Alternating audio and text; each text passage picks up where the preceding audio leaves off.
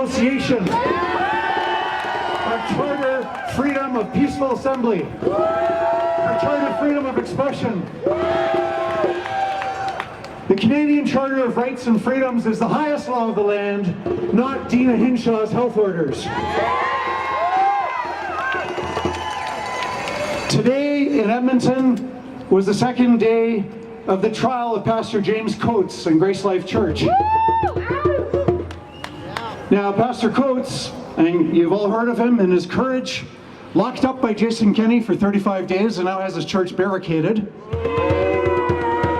Of course, they've continued having their Sunday worship, but now in secret locations, exercising their charter rights and freedoms in the face of unscientific, arbitrary, and unconstitutional health orders.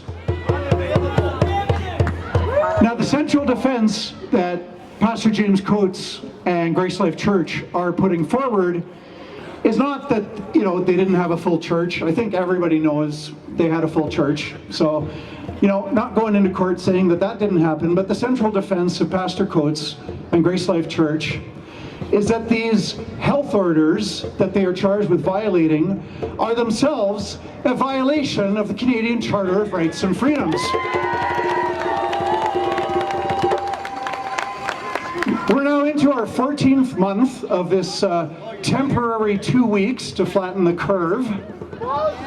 These are not temporary measures, and we're here now about an hour away from the Premier announcing even further restrictions on our fundamental freedoms as Canadians and as Albertans.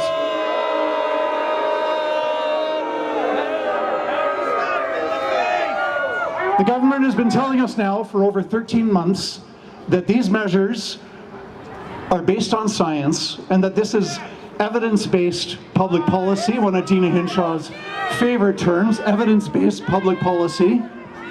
Now, the government was told well in advance that Pastor Coates' central defense in court is that these health orders are an unjustified violation of our charter rights and freedoms. They've had more than 13 months to come up with the evidence. 13 months of violating our charter rights and freedoms, 13 months, and if these are evidence-based, the government would not need more than just a few weeks' notice to get their medical experts lined up to testify in court, to get their scientific reports, to get their medical evidence, to get their peer-reviewed scientific studies that support lockdowns, to get the data on the pros and cons of lockdowns, the risk-benefit ratio of lockdowns. They've had 13 months. They should never have violated our rights and freedoms in the first place without this evidence. War crimes. So with all of this notice, you'd think that now that the government had an opportunity yesterday, Monday, May 3rd, the first day of the trial of Pastor Coates and Grace Life Church in Edmonton, on day one of the trial, here was the government's chance to come into court and show us the evidence, show us the medical evidence, show us the science, to show that these measures are in fact backed up by science. Here was their golden opportunity, Monday, May 3rd, and today, Tuesday, May 4th, the second day. And what does the government do? No evidence produced in court. When are they going to produce it? Well, they can't say, they won't say. Well, at some point. Well, could you get the evidence ready by July? Well, we're not sure. This tells you everything you need to know about how scientific and evidence-based these government measures are. When they've been imposed on us for 13 months, should never have been imposed without that evidence in the first place to justify them. And when it's finally the government's opportunity to tell the court and the people of Alberta and the world what the science is behind these lockdowns, they don't produce any evidence in court today. Shame on Jason Kenney. Lock him up! Lock him up! Lock him up! The Alberta government, Jason Kenney, has publicly compared COVID to the Spanish flu of 1918 on several occasions. The government has been telling us for 13 months that COVID is an unusually deadly killer that everybody should live in fear of 24 hours a day, 7 days a week, 52 weeks a year. The government's own data tell us that COVID is not the unusually deadly killer that they're making it out to be. We know that from Statistics Canada, we know that in 2020, 309,000 Canadians died. It's very sad. It's also normal. In a country of 38 million people, it's not surprising you'd have 309,000 people die in a year. Very sad, also normal. Out of 309,000 Canadians who died in 2020, what percentage died of COVID? 5%. 5% died with COVID, not necessarily of it. Yeah. And that's not much different from what the annual flu does every year. And that's not my opinion, that's the government's own data. The government wants us to live in fear because the government believes in asymptomatic spread. The government believes that healthy people, no chills, no fever, no sore throat, nor cough, healthy people, we today are all spreading the virus amongst each other. That's what the government believes. We're not getting asymptomatic sick. Spread. None of us are sick. The Justice Centre has asked Tyler Shandro repeatedly, show us what medical report, show us what science you rely on for your belief in asymptomatic spread. Show us. What do we get? Stonewalled, no response, no reports, no science. Nor has Tyler Shandro answered the question I asked him more than 12 months ago. When they came out with their fear-mongering, April the 8th, 2020, they came out with their April 8th modeling. They still post it online. I'd be embarrassed to still have it up there if I was them. You look at the Alberta Health Services April the 8th, 2020 modeling, and we had the fear-mongering Dina Hinshaw, the fear-mongering Tyler Shandro, and the fear-mongering Jason Kenney tell us that even with lockdown measures in place, as many as 32,000 Albertans could die of COVID. 32,000 people, that's the fear-mongering that kick-started these violations of our charter rights and freedoms. And where are we at today? Something like 2,000 people. Very sad, also very, very normal, because the government's own data and statistics tell us that COVID has a negligible impact on life expectancy. Again, not my opinion, it's the government's own data, which they could have produced in court yesterday and today if they'd wanted to. No such luck. They fearmonger and tell us that the healthcare system is in danger. The healthcare system might be overrun. We all know that that's a lie. The hospitals were near empty, and in the next few days, the Justice Centre is going to be releasing other data that we've obtained that show that this is just a blatant lie. Yes, there's some hospitals here and there that are overcrowded, but this whole threat of overcrowded hospitals is a lie. And the lie is going to be exposed sooner or later, because truth will expose the lie. Even if these hospitals were overrun by COVID patients, a few days ago, 650 COVID patients, but how many hospital beds? Not that the media will tell you that. 8,473 hospital beds. So you got 650 COVID patients, close to 8,500 hospital beds. This is just, this is not honest when a government is engaging in this kind of fear. Worst of all, hospitals have been overrun for years. Hallway medicine, sadly, is common in Canada, and this is not caused by COVID, and anybody who says otherwise is not being honest. This is a long-standing problem that politicians have failed to fix the medical system. They could start by scrapping a government monopoly, which is never good for anything. But aside from that, the politicians are running away from accountability because our hospitals have been overcrowded for years and years and years.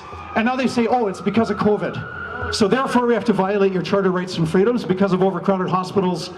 No, not true. They say they care about us, yet they cancel 22,000 surgeries. And we know from our FOI requests, the government is not making any effort to follow up and find out how many of these 22,000 Albertans whose surgery was canceled by Dina Hinshaw and Jason Kenney and Tyler Shandro in March of 2020. How many of these 22,000 people have died? How many have suffered irreparable damage to their health? The government is not even looking into it. Shame on Jason Kenney. Shame on Dina Hinshaw. Shame on Tyler Shandro. Shame on you!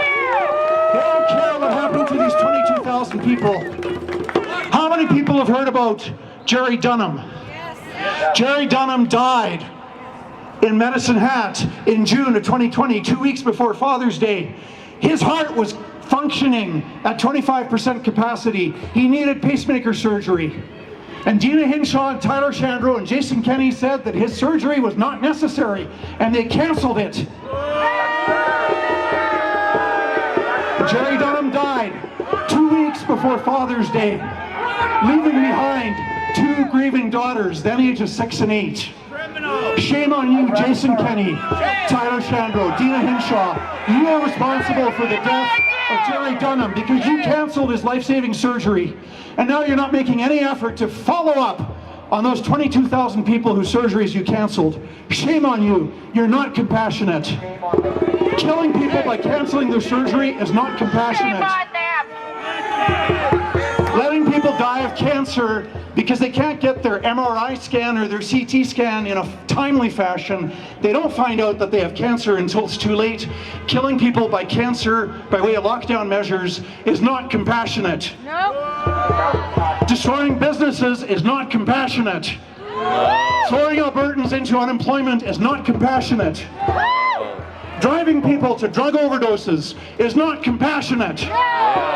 Driving people to suicide is not compassionate. No. These people have no compassion. They're war Yet you criminals. have Jason Kenney saying that the people that attended the rodeo are somehow selfish. Yeah. That's only true if you believe in asymptomatic spread, which is something the government's not willing or able to produce any science to back up its belief in asymptomatic spread. So we know it's a lie. If it was the truth, why don't they just show us the reports? Why don't they come into court? Show us the reports. Show us the evidence. Tell us why and how asymptomatic spread is true. It's not. Nope, no evidence in court, no showing up.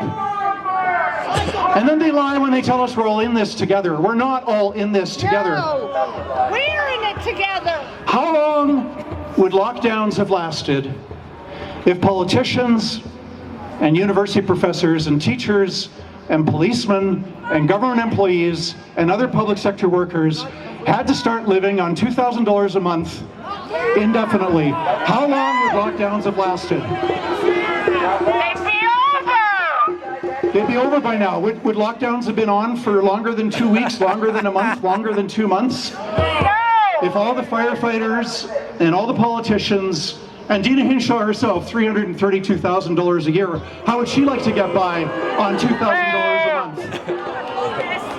month? So when all the public sector people, all the politicians, all the university profs, all the policemen, all the teachers, when everybody in the public sector agrees to start living on $2,000 a month indefinitely, we don't know how long, right? Indefinitely, with no guarantee that the old salary is ever going to come back.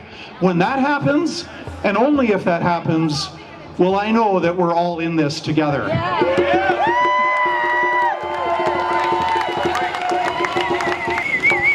I just really appreciate everybody exercising their charter rights and freedoms today.